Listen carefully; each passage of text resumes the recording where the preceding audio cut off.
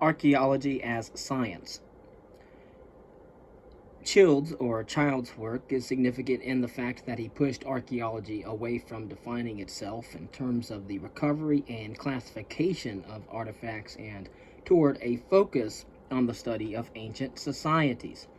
This is a significant shift, and it has resulted in ongoing debates about how archaeology can go beyond describing objects to actually or potentially exploring past societies. Developing scientific methods. Beginning in the year 1949, the Cambridge based archaeologist Graham Clark brought together botanists, zoologists, and archaeologists to excavate Starcar, a prehistoric hunter gatherer site in East Yorkshire, England. Because the site is waterlogged, many artifacts not usually found on archaeological sites, such as wood, are well preserved. Clark opened wide excavation areas at Starcar with the explicit goal of gaining insight into the subsistence practices of late prehistoric hunters. The term subsistence refers to the activities involved in procuring and processing food. Clark's student Eric Higgs extended Clark's emphasis on economy. Indeed, Higgs took the position that archaeology should concern itself only with economy. Higgs also pioneered several methods for recovering botanical remains from archaeological sites. Similar developments took place in the United States, stimulated by the work of the ecological anthropologist Julian Stewart, who explored the relationship between nature and culture, and developed the school of thought known as cultural ecology. In the year 1946, Gordon Wiley carried out a pioneering survey project in the Vuru Valley of Peru. The importance of this survey is that its goal was to gather evidence of settlement patterning that would provide information that was relevant to social organization. Alongside the development of methodologies for the archaeology of economy and society, found in the work of Clark and Wiley, a number of archaeologists began to develop and stress the importance of statistical methods for archaeology. A.C. Spalding argued, on the basis of pottery studies in the lower Mississippi Valley and the southwestern part of the United States, that archaeologists should not impose categories on material culture, but rather should discover clustering through statistical analysis of attributes. One of the important aspects of Spalding's position is that he was championing a statistical method not because it was better for building chronologies, the goal of the culture history approach, but because his methods were necessary to explore how societies changed throughout time. The new archaeology, or the processual archaeology. The rumblings of discontent with the culture history approach would be heard as early as 1948, with the publication of Walter Taylor's A Study of Archaeology. At the same time, Clark and Wiley were working to develop scientific methods for the study of the economy and organization of ancient societies, and Spalding was urging the adoption of statistical methods. One can easily imagine these trends causing a gradual eclipse of culture history by an increasingly sophisticated social and economic archaeology, but that is not what happened. Rather than a gradual transition, what took place in the 1960s was a fierce confrontation initiated by a group of young archaeologists calling their approach the New Archaeology, or, as has been recently been known, processual archaeology. Again, the New Archaeology or processual archaeology is an approach to archaeology based firmly on the scientific method and supported by a concerted effort aimed at the development of theory. The catalyst in this movement was a man by the name of Louis Binford. In a series of fiercely polemical articles, Louis Binford pronounced that archaeology should be a science, or at least it should be nothing at all, if not a science. Clearly, he did not view the work of traditional archaeologists as science. But why was the debate so heated? Perhaps its tone was an extension of the excitement and vitality of campus life in the 1960s America. Perhaps it was the sense that traditional archaeologists had a stranglehold on the field that could be loosened only by confrontation. It is clear that the tone of the debate reflected the fact that radically new ideas were being brought into archaeology. The new archaeologists were The first to argue that the central problem of the field was not the need for more data or even better methods. Rather, they questioned the way archaeologists could know the past. In that sense, it was more epistemological. So, this is essentially an intellectual, or as it has come to be known, a theoretical problem. Louis Benford was an ideal ringleader for a gang of intellectual revolutionaries, a tireless master at the cut and thrust of debate, and not shy about drawing blood. He carried out wide-ranging research from the Midwestern United States to the Arctic.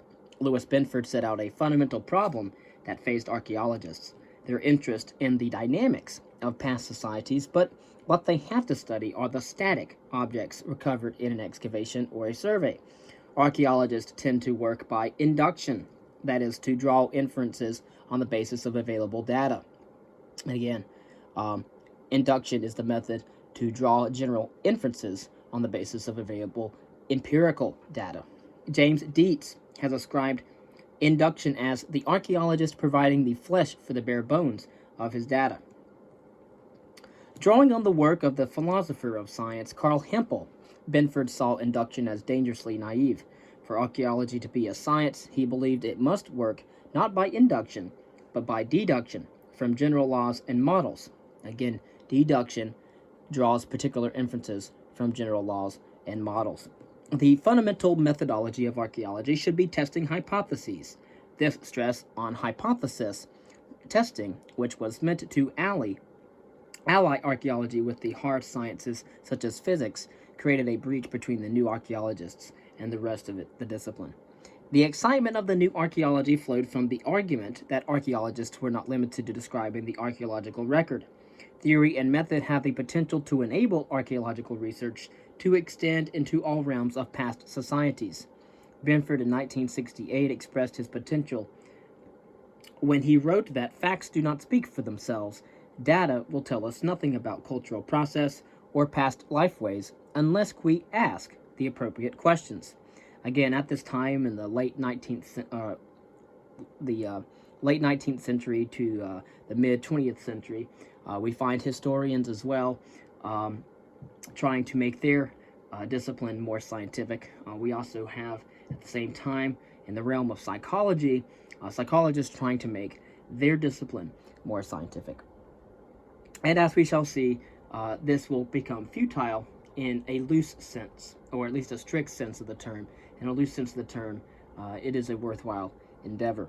And so, the key to the optimism of the new archaeologists was the linkage that they made between material remains of cultures and other aspects of society.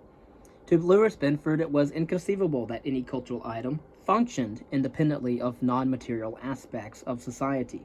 Thus, the potential scope of archaeologists' knowledge of past societies would be almost limitless. Paradoxically, however, processual archaeology often involved an extremely reductive view of culture. In Benford's famous formulation, culture is man's extrasomatic, or eternal to the body, means of adapting to the environment. What is striking is that in Louis Benford's view, all aspects of symbolic behavior are regulated to insignificance. As archaeological theory matured, the insistence of the new archaeology on strict adherence to hypothesis testing and their rejection of induction tended to moderate. This trend was strongly influenced by the work of Alison Wiley, who showed through careful analysis that all archaeologists have to use induction at some points in their research.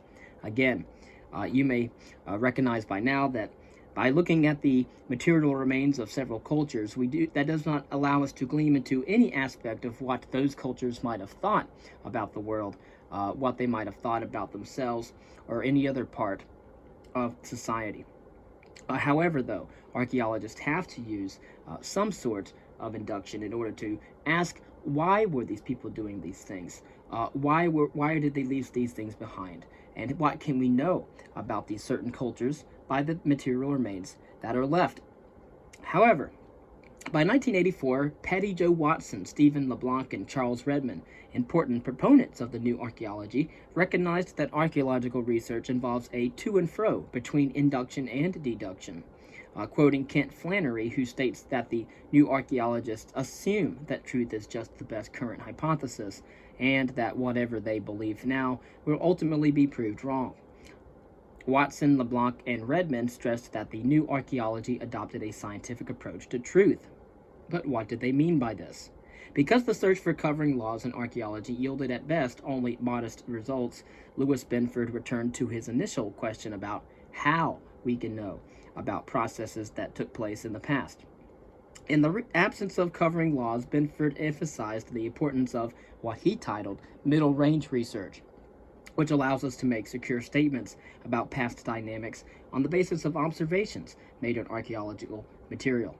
Again, the middle range research is research that investigates processes that can be observed in the present and that serve as a point of reference or reference point to test hypotheses about the past. And so the key to middle range research is to look at processes that we can observe in the present and analyze the material patterning left by those processes. We can then develop hypotheses about the past that can be tested by reference to our observations in the present. As an example, Benford carried out a project in which he fed bones to hyenas and then recorded the patterns of breakage and the markings on the bones. He could then compare these patterns with those found on early human sites to test the hypothesis that these sites were producing partially by carnivore activity. Again, as archaeology, in a strict sense, is not like a science in the fact that it cannot be repeated. Past events and cultures cannot come back after they have been extinct or after they have been gone for centuries or even thousands or hundreds of thousands of years. The same goes for history as well. Things that happened thousands of years ago, we cannot repeat or cannot be readily demonstrable again. And that is why the historian goes back to past text and documents. The paleoanthropologist, the paleoarchaeologist, as well as the archaeologist has to go back to the material remains and tries to rework what that society might have been like. And so we reach what is called systems theory. It is an archaeological theory that views society as an interconnected network of interacting elements. One direction pursued by the new archaeologist is the application of systems theory to the study of past societies. A system is an interconnected network of elements that together form a whole. So a classic example of a system is the combination of a thermostat and the furnace in a house. The ambient temperature affects the thermostat, which turns the furnace on and off. The heat of the furnace raises the temperature in the house, which then in turn causes the thermostat to turn off the furnace. The thermostat and furnace together control the temperature through feedback within the system. When you set the temperature in your house, the system works to produce a steady state. Archaeologists argued that societies can be viewed as systems that normally operate at such a steady state. David Clark and Kent Flannery were among those who went to great lengths in order to try to formalize the elements of archaeological systems. One attraction of the systems approach is that it made it possible to investigate periods of rapid change in the archaeological record, in terms of feedback among elements of a complex system. As a result, change could be understood as the effect of internal processes that took place within society. Although today formal system theories plays a minor role in archaeology, the recognition of both the complexity of social systems and the interrelation of various aspects of the archaeological record is of crucial and critical importance. Systems theory has been particularly valuable in giving archaeologists tools in order to integrate evidence of ecological change into models of social change. Then we have again the touch on cultural resource management. The development of the new archaeology overlapped with changes in legislation that eventually led to a significant increase in public archaeology and the emergence of cultural resource management, as we have mentioned before, is abbreviated as CRM. Legislation protecting heritage sites dates back to the Antiquities Act of 1906, which states that the United States government has the responsibility to protect historic and prehistoric sites on land that it owns.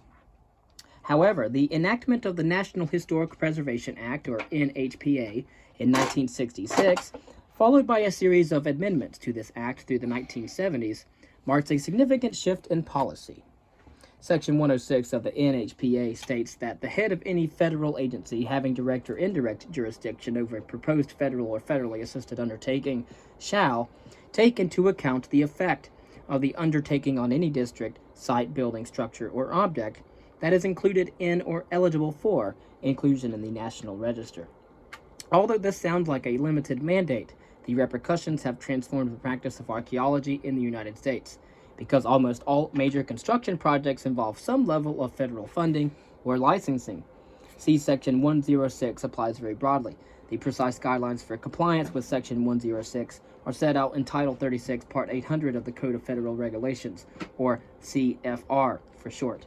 This regulation sets out the basis for the process followed by cultural resource management archaeologists to identify historic properties potentially affected by development, assess its effects, and seek ways to avoid, minimize, or mitigate any adverse effects on prehistoric properties.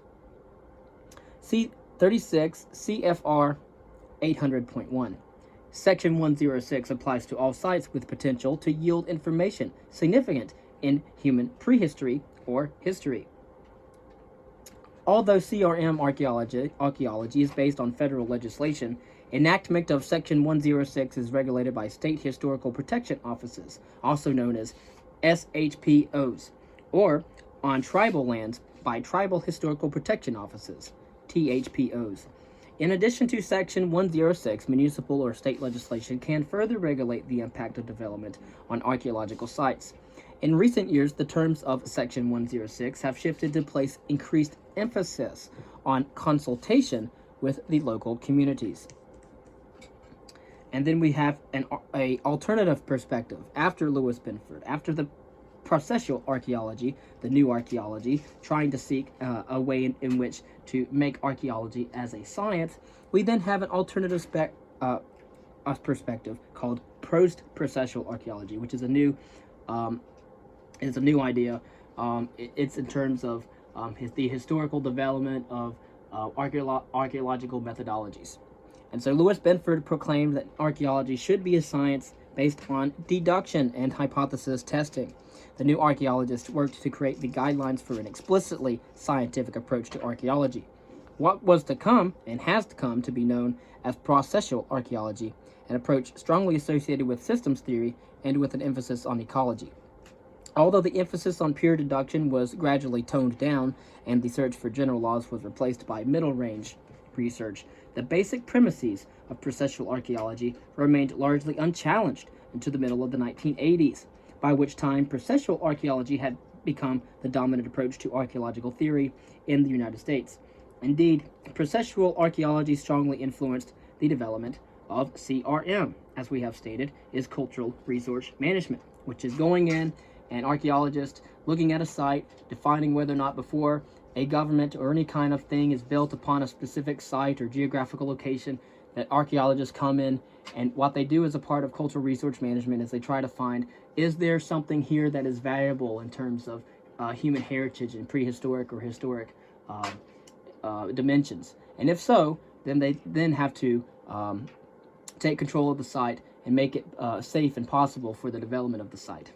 In any case, post-processual archaeology is a new approach that happened in about the middle of the 1980s. The central argument of processual archaeology is that archaeology should be a science, a discipline that emulates the hard sciences such as physics, chemistry, biology, etc. The only apparent alternative to processual archaeology was called culture history at the time, which was based on naive induction. It took over 20 years for processual archaeology to effectively be challenged. The challenge came, however, from British archaeologists led by the man of Ian Hodder, in a movement that came to be known as post-processual archaeology, or the archaeology that came after processual archaeology. And so Ian Hodder's challenge to Benford went to the core of processual archaeology. Why, Hodder asked, should archaeologists not choose to emulate historians rather than physicists? Perhaps archaeology is more similar to reading a text as a historian and analyzing that than carrying out an actual experiment in real time. After all, is a science based on predicting the outcome of experiments appropriate to the study of processes that took place in the past? How can archaeologists ever replicate their results, as is experienced and expected of a laboratory scientist? And therefore, Hodder was simply saying that, like history, Archaeology needs to be more likened to that of the task of a historian instead of that to a task of a scientist. And so Hodder was not arguing for naive induction or advocating a return to culture history. To parry Benford's reliance on the philosopher of science, Hempel, Hodder, the science of Hempel, Ian Hodder drew on the theoretical writing of historians such as R.G. Collingwood, who espoused the idea that it is necessary for the historian to get at the inside of events. The historian should try to understand the past from the perspective of the people who lived through those events. And so, as you can see, one is standing on the outside looking in, one is saying, no, we stand on the inside and we look out. There's one that is saying that we stand on the outside and all we can see are the material remains, not truly knowing what the culture experienced or how it thought.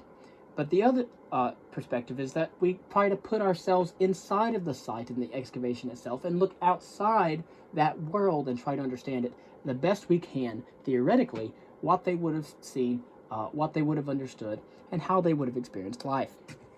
And so, Benford had defined culture as a means of adaptation and had argued that there is no need to understand how the people themselves viewed their own culture. Following Benford, one can adopt an external approach, what anthropologists term an etic approach, and still get at a true understanding of the society.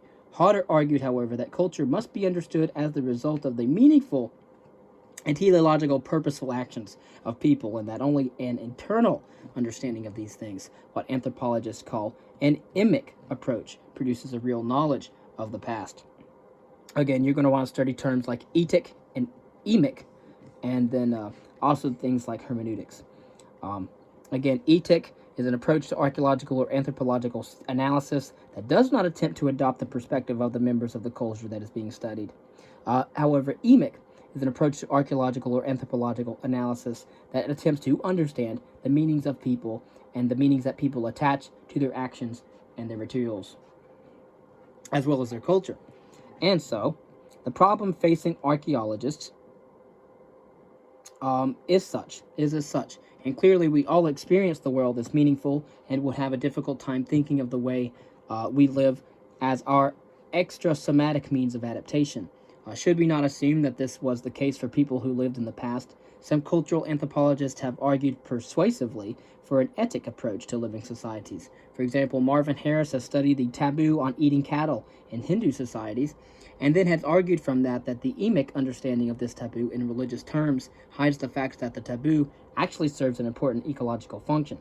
However, Harris is certainly in the minority among people who study living societies. The problem faced by archaeologists who embrace Hodder's position is that archaeologists do not work with living societies. Archaeologists cannot simply ask their informants what something means, just like historians. We can't go back and ask people what they thought their text meant. And to meet this challenge, Hodder emphasized the importance of context in providing clues to understanding the meaning of artifacts. As he writes, as soon as the context of an object is known, it is no longer totally mute. Where objects are found and what they are, where objects are found and what they are found with, provide the basis for making interpretations about their meaning.